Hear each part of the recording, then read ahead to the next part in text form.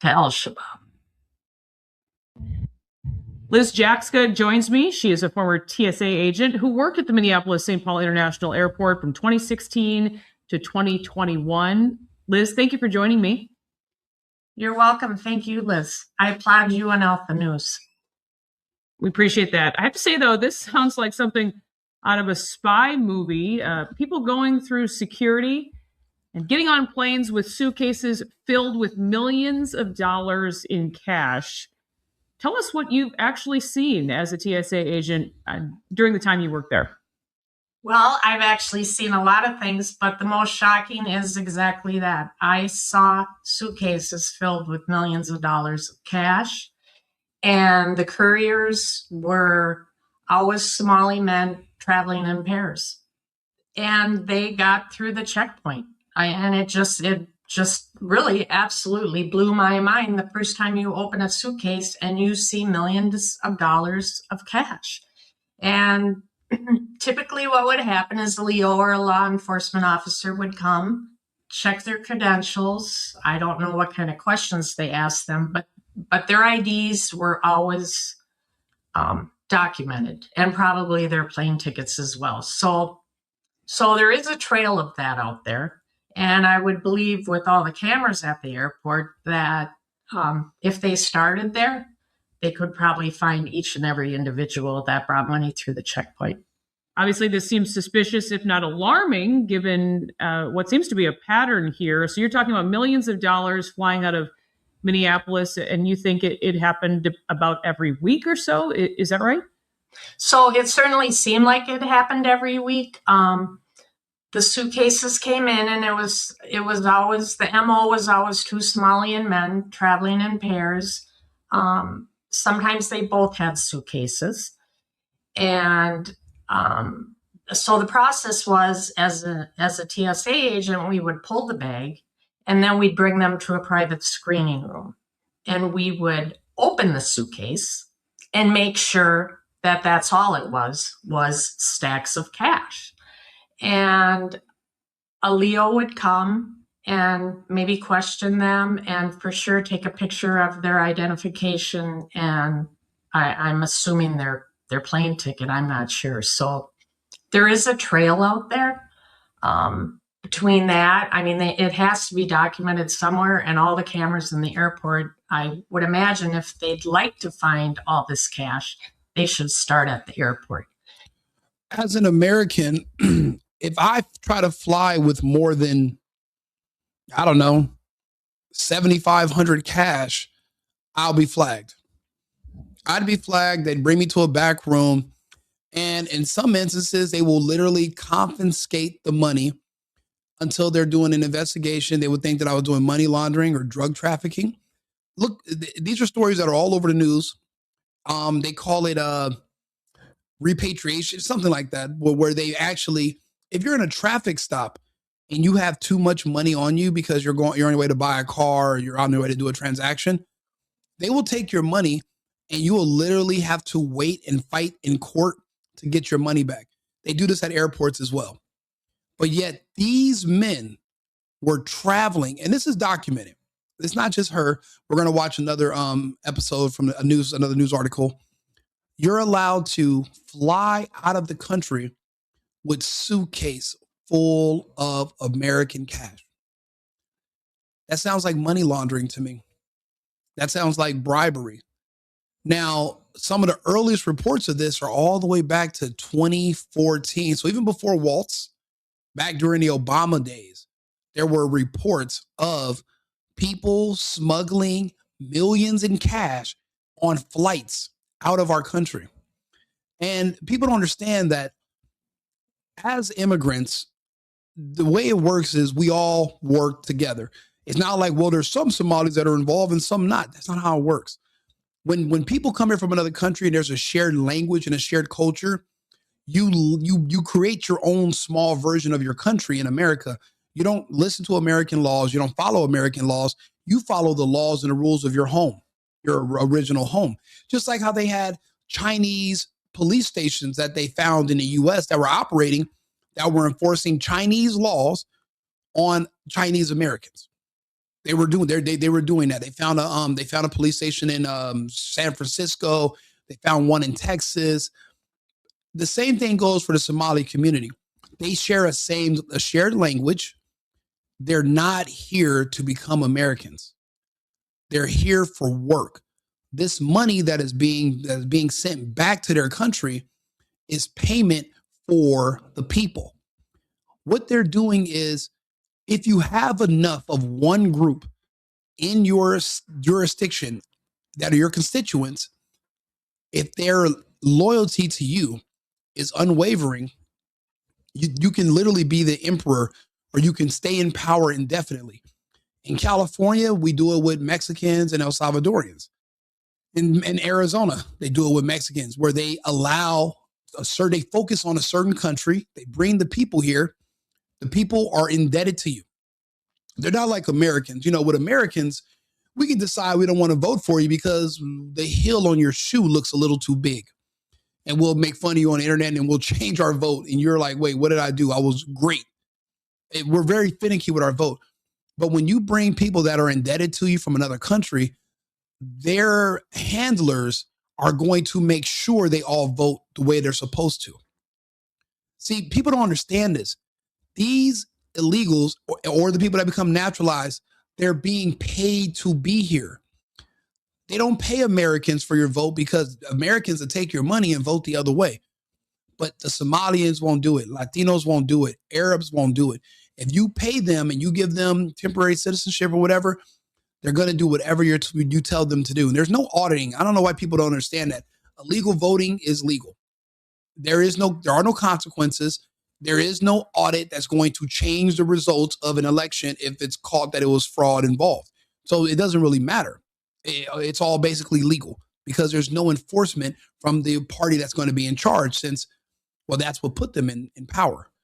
So understand that these people that are here in this country, they're just workers. That's why when you go to these centers, they don't really speak English, but they're being paid to be there. This is a big fraud ring being coordinated from overseas. Billions and billions of dollars have already been sucked from our country every year. It's called remittance. Every year, people from all over the world are sending money to where they're from the United States. We're not recycling the money here.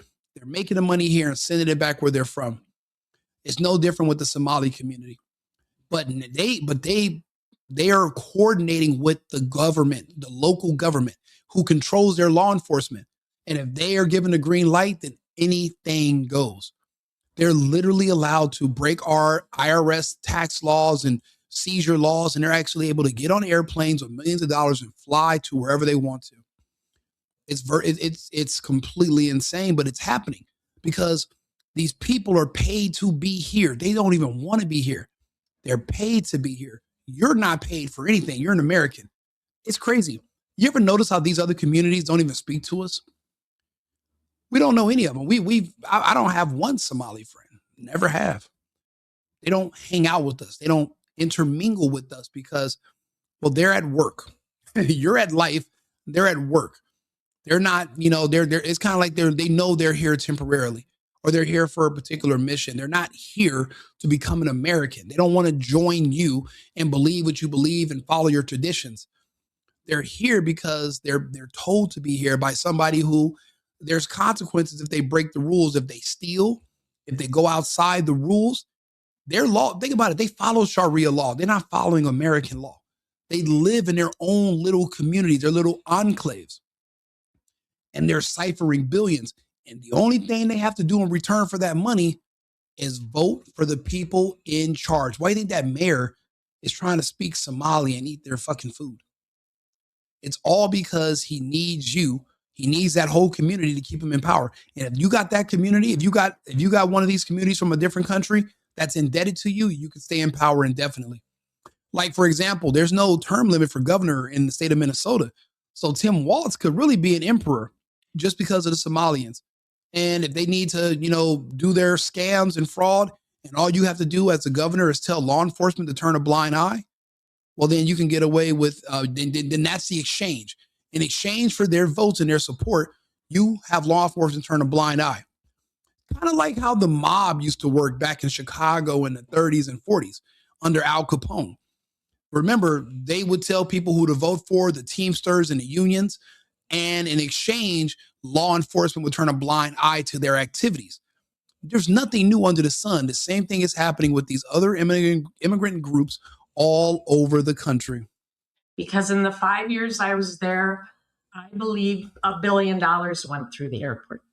$1 billion. As if this isn't troubling enough, Liz, it's not just money you watched leave MSP. Is that right?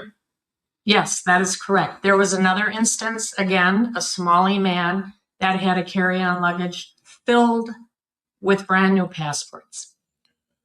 And they still let him through. And somebody said there's no evidence. We're gonna, this is a in a witness that's considered evidence, but we're gonna go to the news articles later. That's gonna give more detailed evidence. And he was allowed to get through the checkpoint. So where he went with those passports is anybody's guess. This is really incredible to hear. So it sounds like you're raising alarms with your colleagues. You have to wonder how many people knew about this. Where were they all back then? That is a good question. And I don't know how my colleagues felt about it. I've been out of TSA for quite a few years. So since all this fraud came out, the connection's been made. I didn't feel good about it then, and now it certainly all makes sense.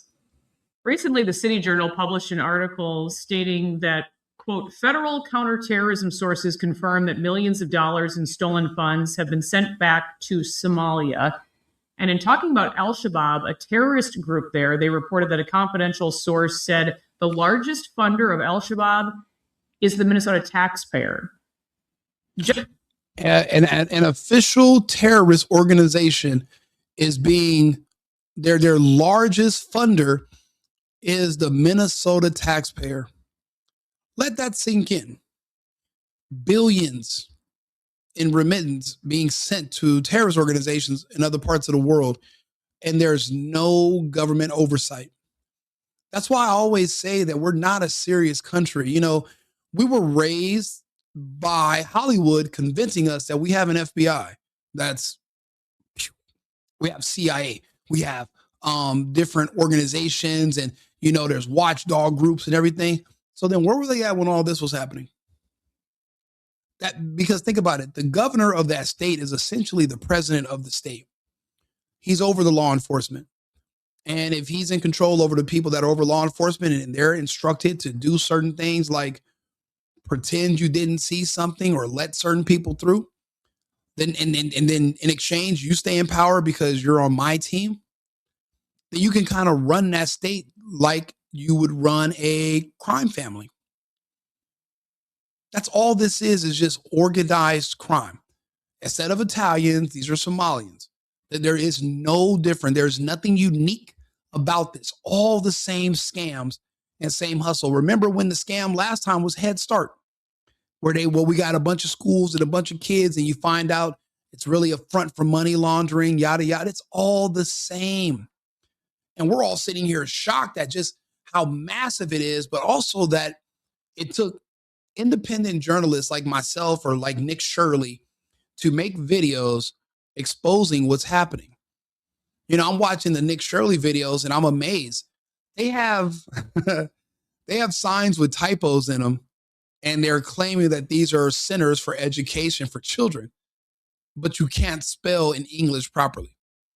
It's all a fake scam. And the thing is, we don't have enough employees to go around and look for the fraud and try to inspect. I mean, I'll be honest, there's more enforcement on Airbnb than there is for these centers that are swindling billions of dollars from the American taxpayers.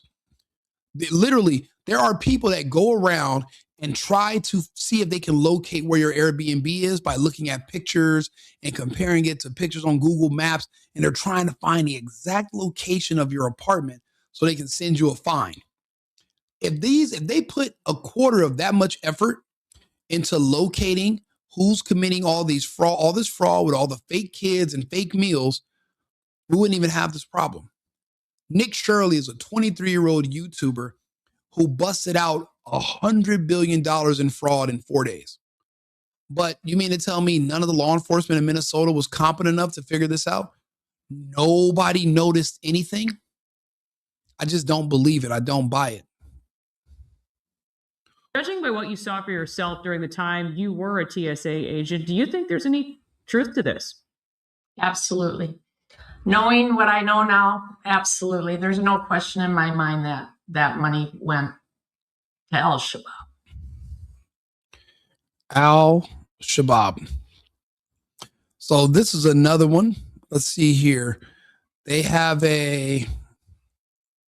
Now look, this is from 7 years ago. 7 years ago. So Trump was president. This came out and nothing was done because the entire regime in charge of Minnesota, from the governor's office down, is organized crime. So nothing was ever done. But this came out 7 years ago. 5 months, we've been investigating what appears to be rampant fraud in a massive state program. A fraud suspected of costing Minnesota taxpayers as much as $100 million a year. Our reporting is based on public records and nearly a dozen government sources who have direct knowledge of what's happening. These sources have a deep fear, and there's evidence to support their concerns that some of that public money is ending up in the hands of terrorists. We begin at Minneapolis-St. Paul International Airport, where mysterious suitcases filled with cash have become a fairly common carry-on. That's insane. And you got to understand, there have been government officials in Minnesota that literally spoke up against this fraud that were murdered. People have been killed to cover this up and keep this money flowing. I just don't understand why our government was just so willy-nilly. I mean, when I would hear about the USAID stuff, how you could just make an invoice and turn it in and they'd pay it. They'll just send you the money. Americans have no idea this is going on, but government officials and foreigners and scammers, they knew exactly what to do. And the public, you and I, we're just none the wiser.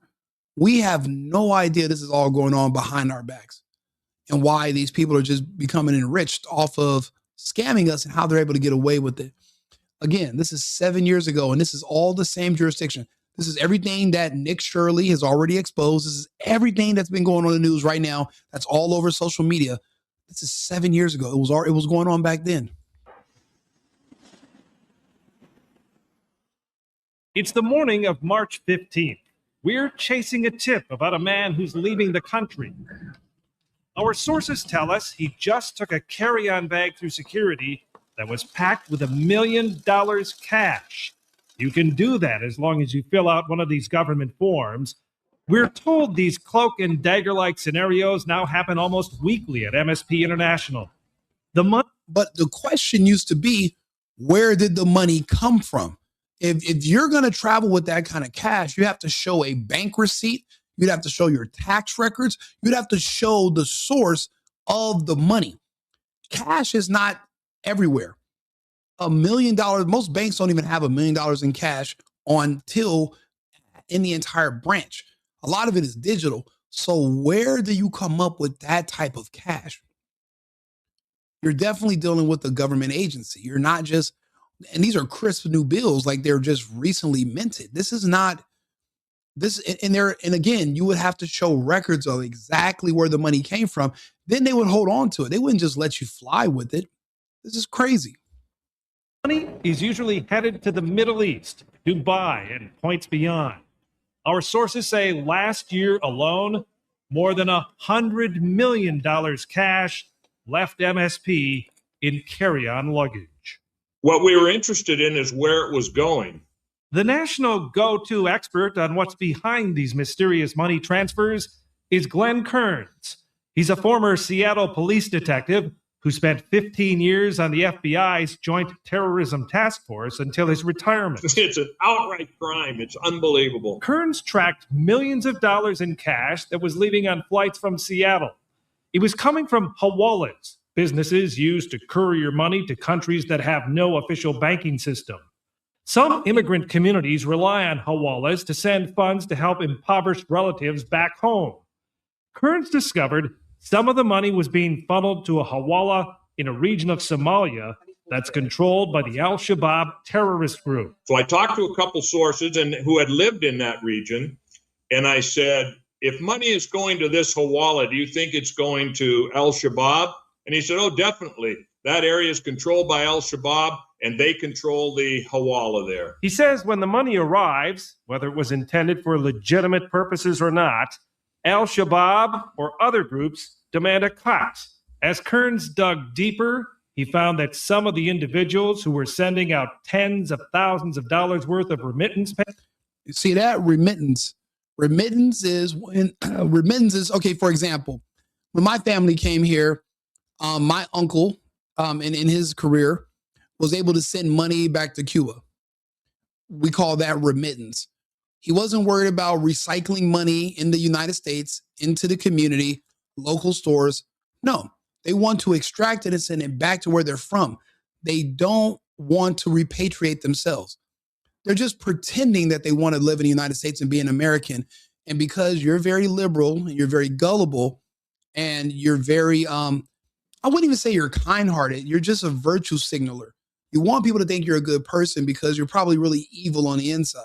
So you try to do a bunch of nice stuff and you'll believe anything somebody says. But for the most part, people are just siphoning money.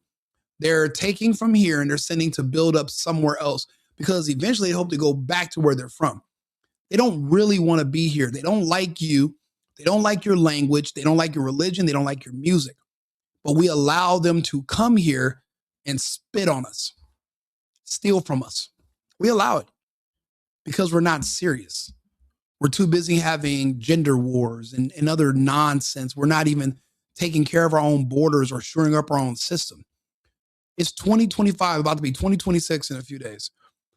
And the only person literally spearheading all of this is Trump. He's one man, but we're expecting him to put his finger in every hole of a ship that's just Swiss cheese with bullet holes. But he's supposed to stop all these leaks. There's people calling from Ohio. There's people calling from Wisconsin. There's people calling from Arizona to say, hey, we have fraud here too. Georgia, we have rampant immigration fraud. It's like, don't these states have their own law enforcement and investigative agencies? Why do you need the federal government to come into your state? Because each state is run like a cabal of organized crime. And they need the Fed to come over them, who's above them, to remove these people. But I don't even know how, I don't know if Trump's going to have the balls it's going to take to remove Tim Walz. Is Kash Patel going to send armed agents in to fight? Because you got to think about it. This is organized crime. If you go to arrest their leader, there's going to be a shootout. Bang, bang. They're not going to go quietly into the night. Tim Walz is a complete idiot. So obviously there's people around him who are in charge of everything. The actual bosses that you've never seen. We don't even know their names. You think they're going to just let their leader get taken away in handcuffs? But we have to be willing to take that risk. But I don't know how many states we're going to have to do this because the corruption is deep in all these states. That's how certain people stay in power. These Democrat states, they're not really supermajority Democrat states. They do fraud out in the open and there's nobody to enforce laws against them.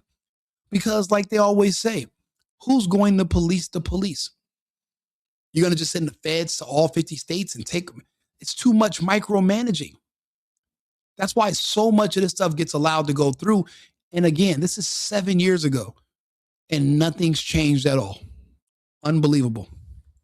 Payments happen to be on government assistance in this country.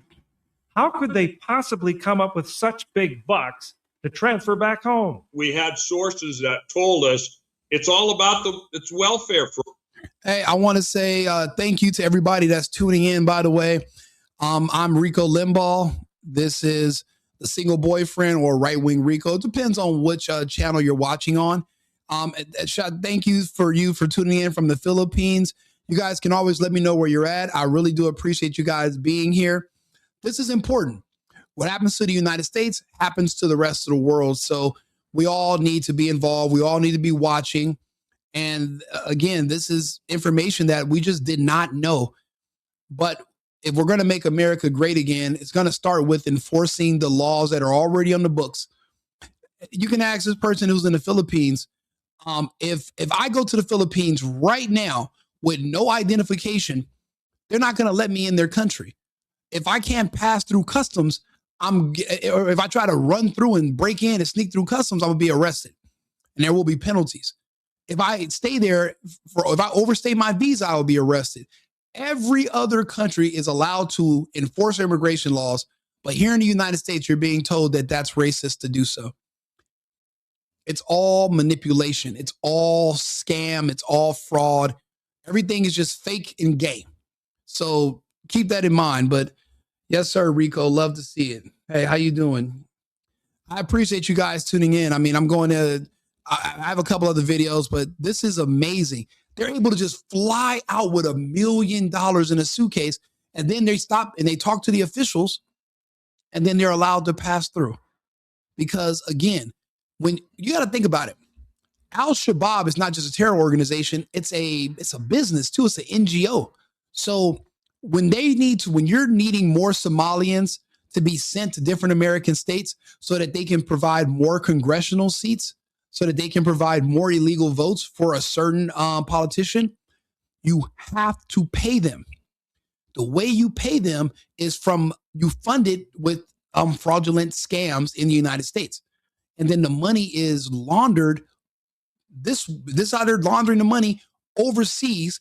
And what they do is they set up offices and they recruit families from different countries all over the world. China, the Philippines as well, Colombia, India. When you talk to these people, they were recruited to come here. They didn't just wake up one day, yawn, and say, you know what? Get the kids together. We're going to the other side of the world. That's not how it happened. They were literally brought in. They went through training. They were told exactly what to do. And that as soon as you arrive, you're going to meet up with this person. Once you get across the border, they're going to put you here where you're going to live. They're going to give you this card. You're going to be paid this much money to live here per month. And you're told explicitly who you have to vote for. And just your presence there alone already increases the congressional seats for that district. This whole thing is a scam. People don't understand this is all fake. This is not think about it. For every illegal person that's voting based on what their leaders or from the NGO that recruited them tell them to do, that neutralizes one American vote. So your vote, you lose your right to vote for every illegal that comes over here and illegally votes. And again, we learned in 2020 is that there is no auditing. Even if you found out that 99% of the votes were fake for one person, so that's why they won. If you find that out 2-3 months later, they're not going to, who's going to go and say, hey, the president has to step down. This other person is actually the president who won. Oh, really? Who's going to make me? You and what army? Which is the golden question, which means, there is nobody that's going to do that. So illegal votes are legal. It's not going to, even if it's fake, even if it's fraud, they're not going to reverse the election results. We learned that in 2020, which is why this is so dangerous. Which is why we literally have to put a stop to this. I'm living here in Cebu, very affordable. I like to see that. I need more information on that. Cebu, that's in the Philippines. I'm going to look it up. I actually have a couple of friends who are in the Philippines. They love it. They just got married. Friends of mine that were in the United States for 30-something years of their lives, never married. They're in the Philippines for 7 months, already married. So I'm like, maybe the Philippines is the answer. Fraud. It's all about the daycare. To better understand the connection between daycare fraud and the surge in carry-on cash, you have to look at the history of this crime. 5 years ago, the Fox 9 investigators were first to report that daycare fraud was on the rise here in Minnesota. So wait, if this is from 7 years ago, 2018, so 5 years before that will put us at 2013. They were all, so these, do you know how much money this is? Do you know, that means that they survived the fraud investigations and they were able to continue. Do you know how much money they racked in these cities and sent back to Somalia? And all they had to do was just, whoever they tell you to put in power, you put in power. This is a very intricate, I'll be honest, I don't think the mob was this efficient. The Somalian mob, the Somalian mafia is more efficient than the Italians were. Well, I don't know. The Italians built casinos. We don't know what the Somalians are building. So maybe I'm a little ambitious when it comes to that part. But they're definitely up there with being extremely organized and intricate. Exposed how some businesses were gaming the system to steal millions in government subsidies meant to help low-income families with their child care expenses. This is a great way to make some money. I think it's kind of that informal word of mouth. In order for the scheme to work, the daycare centers need to sign up low-income families that qualify for child care assistance funding. These surveillance videos are from a case prosecuted by Hennepin County. They show parents checking their kids into a center only to leave with them a few minutes later. Sometimes no children would show up. But either way, the center would bill the state for a full day of child care. This video from that same case shows a man handing out envelopes of what are believed to be kickback payments to parents who are in on the fraud. Where was the money going? I don't know. And again, I'm from an immigrant community. The way we work is that we all stick together because English is not our first language. So we speak to each other in our own language. We have our own community. We are not going to snitch on each other. There's not going to be a whistleblower from our community because we have enforcers within our community that work for the people that helped us get here. Does that make sense? The people that helped you get to the United States, they have their own way of enforcing their own rules upon you once you get here. And there are consequences for those who don't pay the money that they owe, or they're caught talking, or they're dealing. Why do you think they never integrate with us? You don't see, these are Somalians, right? And there's tons of American blacks in Minnesota. You don't ever see any American blacks mingling with them, talking to them, befriending them, getting to know them, or even going to school with them. American blacks don't go to any of these daycares. None of their fraudulent learning. So you don't see, they're not saying, oh, let's put the American blacks on with our scam. That's not how it works. They bring their own people because their own people know if we mess up, we're dead. What do they tell you about the coyotes that are bringing people across the border? They literally, and they have very strict rules. The Chinese have their own Chinese enforcers. Indians have their own Indian enforcers that literally live here in the country, and they monitor their people that are here. They're their own outside security force. The option of being a whistleblower or talking or snitching or turn, that's not even an option. It's not a thing. It can't be a thing because for them, we're the enemy and we're the target. So they're trying to get money and take our resources. We are not on the same team. They're not with us. They're against us. They're all against us. That's why we say America first, because that means Americans first, but also it means Americans only. Exactly where it went. But it adds up when you begin to look at how many people are involved. One recent federal case points to at least some of the money going overseas. Of the United States. This is video of Fozia Ali being sworn in as a member of the City of Hopkins Park Board. As she was taking her oath of office, she was also under investigation for wire fraud and theft of public money. State and federal agents had already raided Ali's daycare center in South Minneapolis. The business was suspected of billing the government for over $1 million worth of bogus child care services. We found records that indicated that she was collecting a significant amount of money for a much larger number of children than were actually attending the center. Did any of the money go overseas? We are aware that some of the funds went overseas, which she was cashing out money from the business. Do you have any idea what it was going for? I can't say. And this, again, these are not Americans. For one thing, you don't really know who these people are. They make up fake names. when they come across the border. That's why when they were coming over during Biden, you would find tens of thousands of IDs and passports from these other countries, and they would ditch them at the border. You come over here, you can come up with a brand new identity.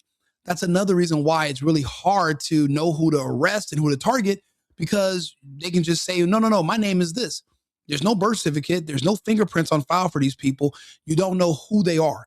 They're just living here, doing whatever they want. And again, these communities are very tight knit. So there's a no snitching policy or you will be killed.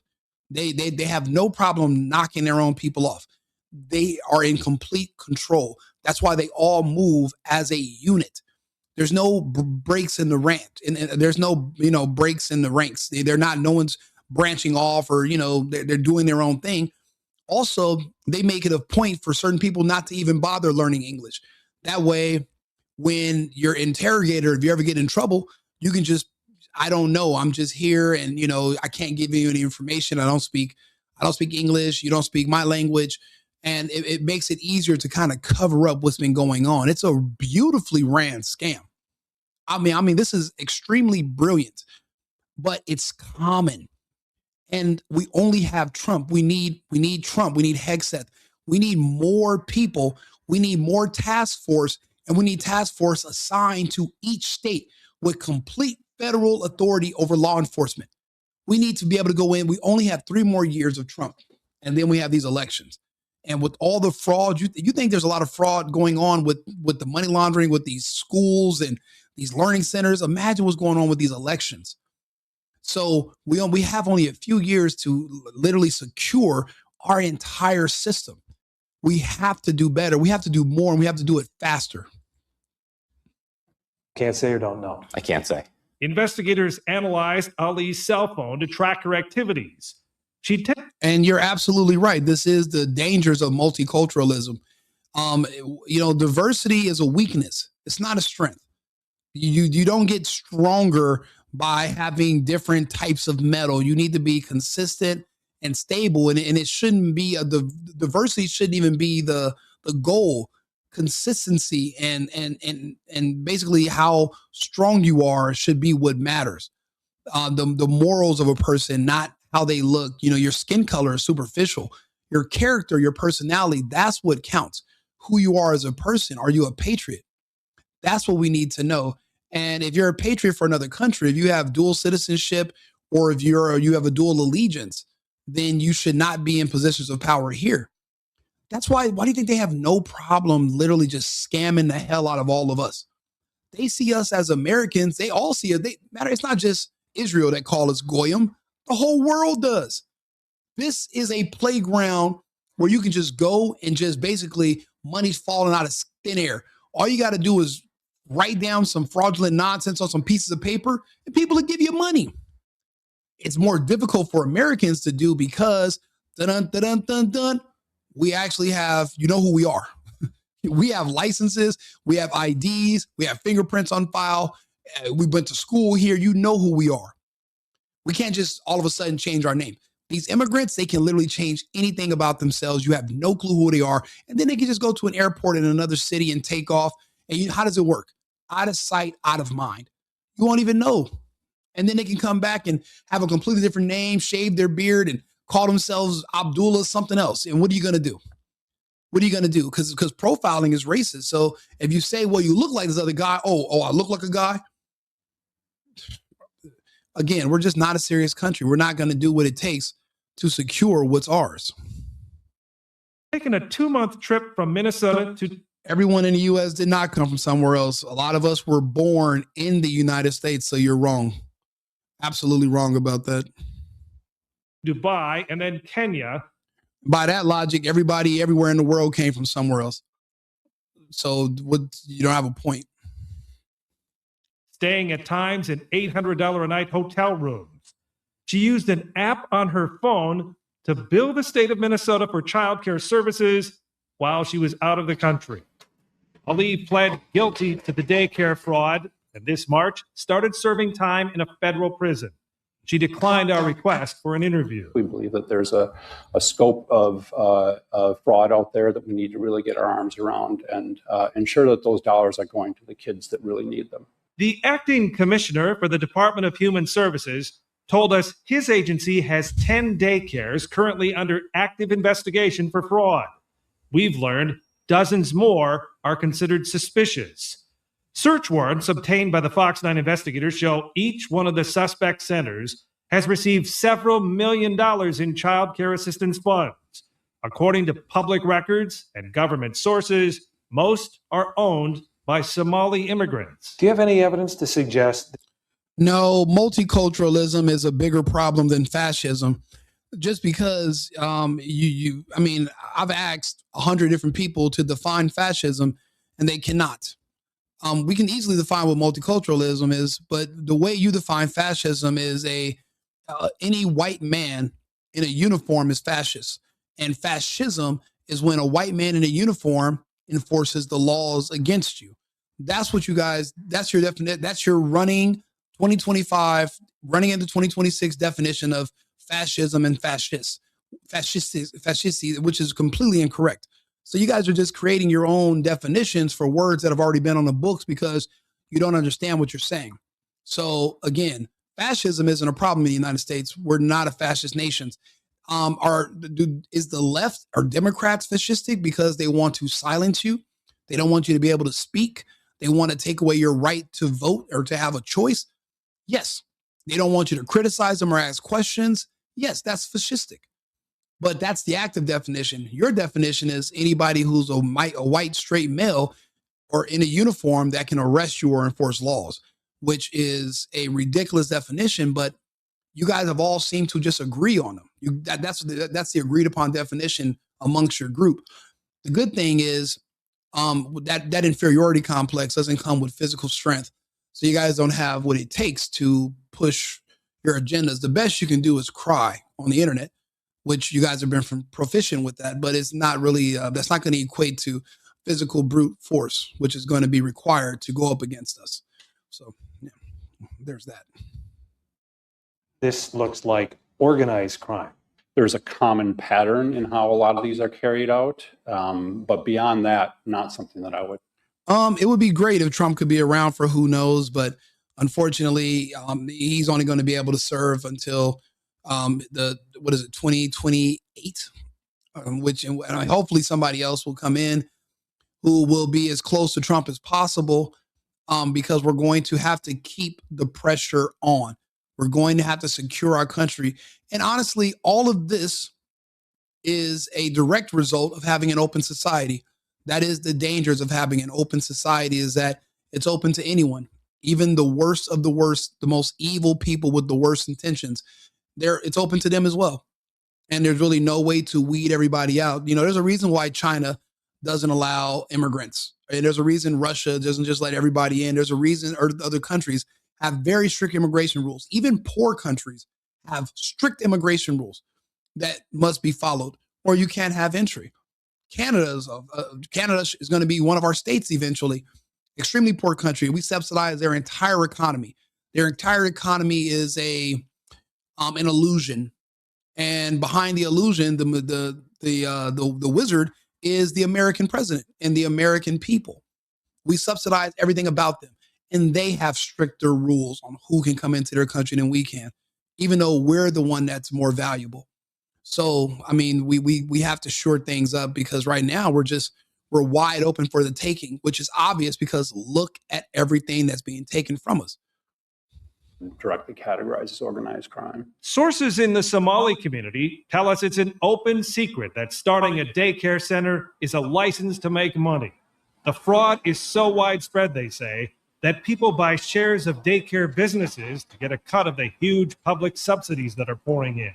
Some government insiders believe this scam is costing the state at least $100 million a year, half of all child care subsidies. Is that within the realm of possibility?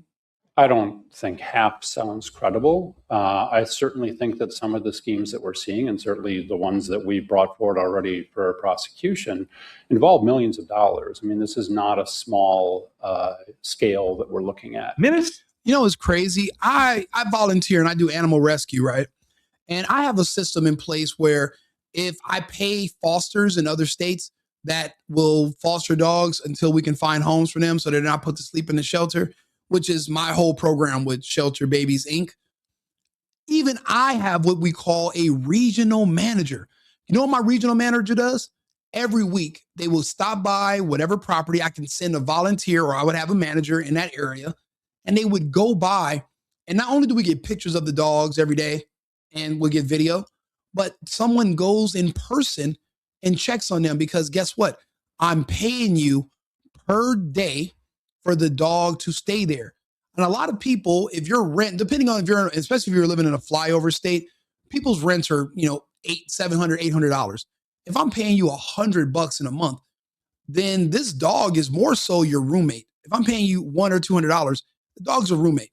Even I have regional managers that would stop in and check on what's going on. You mean to tell me these states don't have staff that can just every 2 weeks randomly pop up at these locations to make sure everything is in compliance? I mean, these are kids we're talking about. And you mean to tell me there's zero oversight and there's kids? There's kids that you're paying money for. And even though it was years ago, we still have webcams. So you mean to tell me nobody can check in? There's no camera in the lobby where you can see kids being registered and this. What, Americans, when they have daycares, they have places where parents can log in and check. So you mean to tell me the state doesn't even have the resources where they can send somebody around just to go check on this stuff? Why does Nick Shirley have to do it? Why? Why do I have to figure this out for you? Why aren't there enough people to go and just check on these locations every day? Why do we have to send investigative journalists to do it? Where is the staff that are supposed to be in charge of this? Nobody knows. Minnesota started aggressively going after daycare fraud in 2014. Back then, it was easier to track the flow of money. The state would pay a daycare's bill, and within hours of the money showing up in the business's bank account, funds were being wired to the United Arab Emirates. You know what, Aiden, this is my issue with this is this. I disagree because there's only people from certain countries that come here to assimilate. Unfortunately, the world does not want to assimilate. The world wants to rob us. The only people that are coming here to assimilate are people coming from Norwegian countries, maybe the UK, or France or Germany. That's it. Scandinavian people, they'll come to the United States. They want to be Americans. Australians, I don't know. They hold on to a lot of their traditions too, and they don't really want to stay here. They go back. And I only know that because I've worked with some Australians. But those are like formerly countries that were under the Commonwealth as well, mainly countries that are white countries. They will come here and they want to be Americans. They're not coming here because they're worried about going back to Scotland, going back to Ireland, trying to build up, Austria or Poland. They're not doing that. It's the rest of the world that literally love where they're from for the most part, but they see this as a get-rich-quick scheme, and they're right. So they come here to extract. They're not coming here to, they're not coming here to assimilate. So in a perfect world, that would be the case, but you can't force them to do that. Just culturally, all cultures do not mix. Culturally, we cannot all coexist. That doesn't work. It's never worked. That's why we have separate societies. And the beauty is you can choose the society that you most, that basically appeals to you the most, and you can go there. But instead, you're coming to the United States and hoping to change it into your society instead of accepting our society. No other country would allow that. Well, in the Western world, they will, but nowhere else in the world. You couldn't go to Saudi Arabia and say, hey, look, you guys are all about to start doing the way I do things. That's not going to happen because they're a serious country, serious, strict laws. We're not a serious country right now. Unfortunately, we haven't been for a while. But those wire transfers stopped after a few centers were busted, which takes us back to the suitcases of cash at Minneapolis-St. Paul International. In 2015, investigators documented $14 million in carry-on cash. $14 million was able to fly out of that airport. One airport,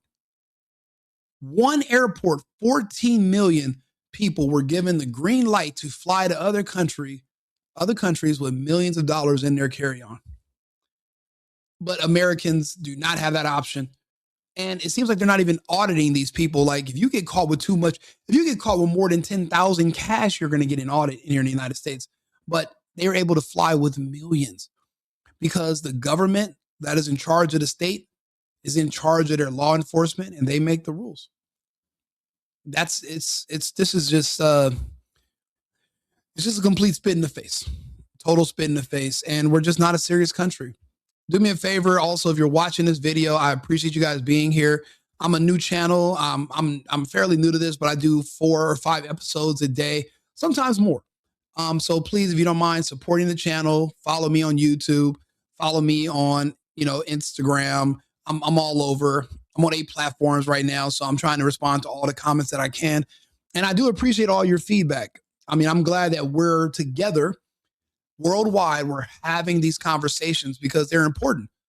If we don't talk about them, then who will? So I'm glad that you guys are here and you guys are participating. I love getting comments from you guys and you guys stop in and say hello. And we can agree to disagree. I appreciate that.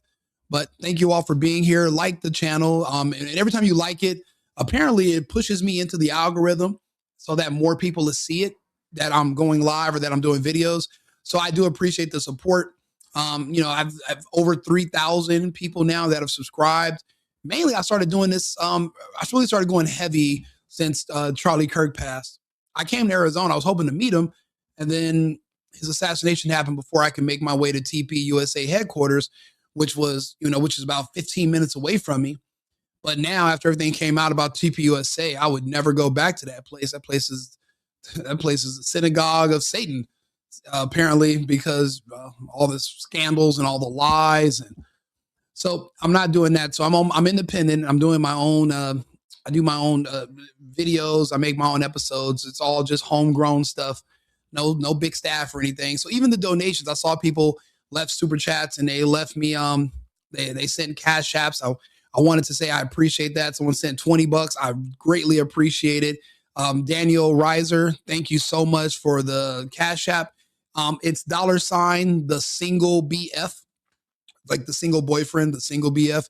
I appreciate it. That's how I was able, actually, because of donations, that's how I was able to buy this better microphone, a mixer.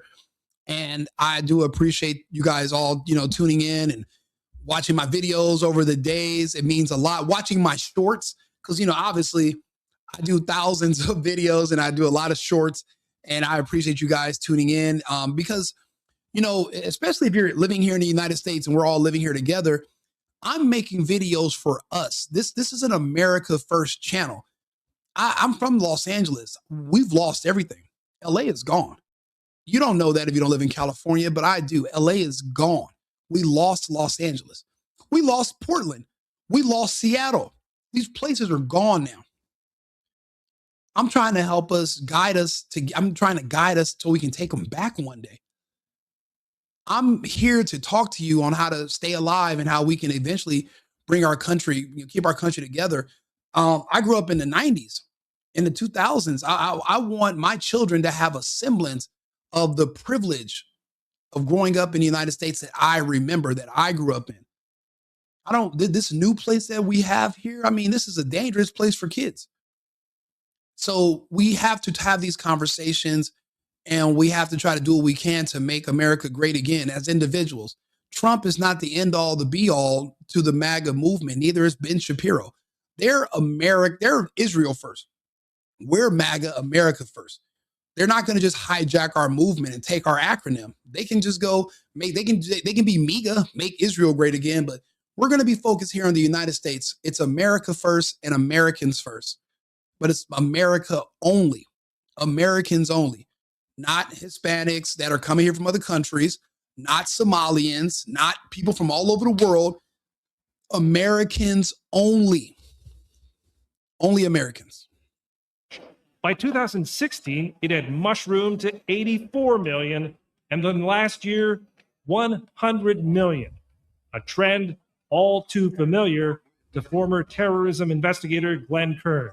How much confidence can you say that it's likely some of this money is going towards terrorism? I'd say absolutely. Absolutely. Our sources tell us that.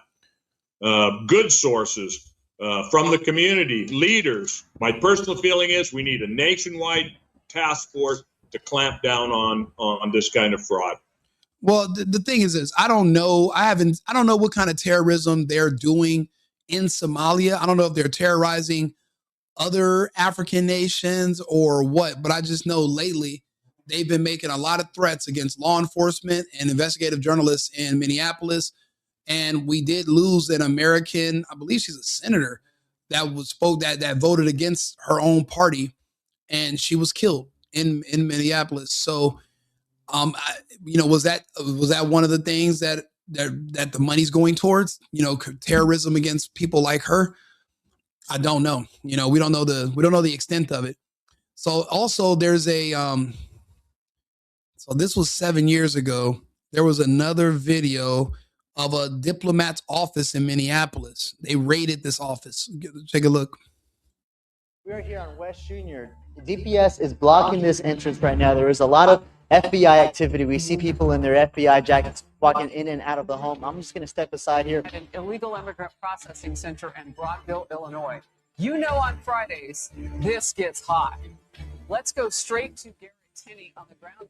4:12 a.m., Minneapolis, Minnesota. The streets near the government district were deserted. A sheet of winter cold hung over the city, and to the few cars passing by, the two-story brick building looked completely normal. A brass plate near the entrance displayed the official seal of the Somali Commercial Coordination Office. To the public, this was a diplomatic outpost, a place for trade agreements and cultural exchange. But federal agents watching from the shadows knew the truth. This building was not used for diplomacy. It was used for movement. For months, the FBI and DHS had tracked a pattern they could not explain. Heavy packages arrived at the rear entrance at 2 a.m., carried by trucks with no customs clearance. Lights flickered in windows long after business hours. In just 6 months, agents counted 140 secret night deliveries. Not one appeared in the official diplomatic log. At 4:13 a.m., the order was given. Execute. Unmarked tactical vehicles formed a perimeter. Agents dressed in dark gear moved to the rear service entrance. They weren't there to knock. They were there to breach a facility that had operated outside the law for too long. A breach charge detonated with a thunderous crack, blowing the heavy steel door inward. Federal agents, hands where we can see them. Inside, the scene was chaotic. A man in a tailored suit jumped from behind a mahogany desk and ran toward a stairwell, clutching a laptop. He didn't make it far. Agents tackled him halfway up the steps. The laptop was still warm, its screen displaying an active encrypted transfer. Downstairs, another room had been prepared for emergency destruction. Yusuf Abdi Ali is an accused war criminal facing a civil trial in Virginia, alleging he's responsible for atrocities including torture and attempted murder. Black smoke rose from a metal trash can where staff were frantically burning documents. Agents rushed in, extinguishing the flames and securing the charred files. What they found inside that office shattered the idea that this was a diplomatic mission. There were no trade agreements. There were no policy papers. Instead, agents found a hidden cabinet containing dozens of fake passports and IDs, all tied to the same network. Some belonged to men later identified as violent fugitives wanted for robbery and assault. But the real shock was the money. In a concealed safe behind a false wall, agents found stacks of cash totaling millions, separated by week and month, and on the director's desk, under a paperweight, lay a thick ledger. The money that they're able to extract goes into the pockets of the people you have to pay to turn a blind eye. It's a rather lucrative system, but there's so many eyes on Minnesota right now. But because of that, people in Ohio are saying, hey, you think the Somalians in Minnesota are bad? Wait till you get a load of the ones here in Cincinnati and Toledo and Akron. We have a huge network down here that's doing even more than in Minnesota. Now, in Minnesota, it's extreme. They got Ilhan Omar and her marrying her brother to get him citizenship. Now, she is married to someone else who's an American, so I'm not sure how they're going to be able to get her out of here. I don't know if her previous crime of her marrying her own brother will be able to supersede her being married currently to someone, but I guess we'll see. She's enriched herself. She's worth more than $30 million in less than 6 years. And nobody knows how. I mean, these politicians are just making money hand over fist, and they come in with a negative net worth. They don't have businesses. They don't do anything, or they come up with a a firm, and then there's all these new clients injecting all this money, but what are they getting in return? You know, when Biden was in office, there was a lot of quid pro quo, but we didn't, the investigations were there, but we never found out what they were getting in return. We found out they paid Hunter, they paid him millions, these, you know, the mayor of Russia, these people in the Ukraine, but what were they getting? We still have to figure that out. The public doesn't know. I know that, you know, more so NATO wanted to see how hard Russia could punch. We were able to pay off all their officials to get them to provoke a war in the Ukraine so we can just see how strong the Russian military was and if they're going to use their exotic weapons. They've used one, but we don't know what else they have. All those people died just so that we can see, so we can just test Russia's, you know, strength to see, because we, you know, we've never seen them involved with anything. They invaded the country of Georgia years ago, but we never actually seen them in battle. And they're still not even at full war. They never declared war on the Ukraine. It's a special military operation. But it's just that when you see what money can do, you can pay off all the officials in a country where they basically just turn over their soldiers and just send them out there to be test dummies to see how strong another country's weapons are. They bought those men's lives by paying off those Ukrainian politicians. Hundreds of billions sent to the Ukraine, laundered to those officials. And all we got for it was to see how hard the Russians can punch. So they can do the same with money here. The corruption is the same. City officials, everything else in the United States, everybody has bills. Everybody needs money. So corruption is something that is a big rampant problem. And now we're just finding out how much of it is going on. I'm just wondering, do we even have enough agents in the FBI to do anything about this? How many FBI agents are being paid? How many police are being paid? Who else received money? I mean, it's just a tangled web. And these Somalians, they seem pretty confident that nothing's going to happen. I guess we'll find out. Like and subscribe, share the video. I'll be back on live in about 20 minutes. Oh, you said, what are your thoughts on our foreign policy? To be honest with you, I have mixed thoughts. I see some things as necessary, some things as not, it's unnecessary. People want us to be the world police because we're number one in the world, but now we're not living in a unipolar world. We're in a tripolar world where there's going to be three superpowers: China, Russia, United States. We are only going to be able to focus on our hemisphere. North, Central, South America belongs to us. The rest of the world is on its own. We're going to have treaties with about 4 European nations. That's it. The Australians are going to have to capitulate to the Chinese. Taiwan will go back to China. The Ukraine belongs to Russia, and the Eastern European bloc, which was being supported by the United States. You got to think about it. What is Estonia? What's the GDP of Estonia? What do they make? What about Latvia? What about any of these Eastern European bloc countries? The truth is they only exist because the United States is using USAID money to fund them and their governments so that we can store our weapons there for an eventual invasion of Russia. After they demonstrated their weapon called the Oreshnik, those ambitions are over. We don't want smoke. We don't want any problems with the Federation after what we saw them do in the Ukraine. Therefore, we are now pulling funding from those countries. They will fold. They can't afford to stay open because they don't have any exports. They don't have any customers. So they're going to have to beg the Russian Federation to bring them back a part of their bloc. The Europeans, they're going to try to provoke a war by February with the Russians that we're going to stay out of. They will eventually capitulate as well. It's not like the Russians want to invade those countries because they're poor and they're full of ethnics, and the Russian Federation does not need to import those issues with them. So they'll be better off just cutting them off. Hopefully we can avoid them starting a war, but that is their goal. So I think that as far as our foreign policy is concerned, we should be focused on our hemisphere. Top to bottom, only our hemisphere. That's it. So do me a favor. I hope that answered your question. Like and subscribe, share the video, hit the Cash App. You can buy me a coffee from Starbucks. I appreciate everything. I'll see you guys. I'll be back in about 20 minutes. We'll get something to drink and get some more water, and then I'll be back on. So remember, America first, America only. I've been needing to find a new apartment, which has not been easy with credit as bad as mine. Luckily, I found cosigning.com. They connected me with a cosigner who helped me get my dream apartment for me and my dog. I just paid a small fee and was able to move in fast. Get the cosigner you need for the apartment you want. Check out cosigning.com today.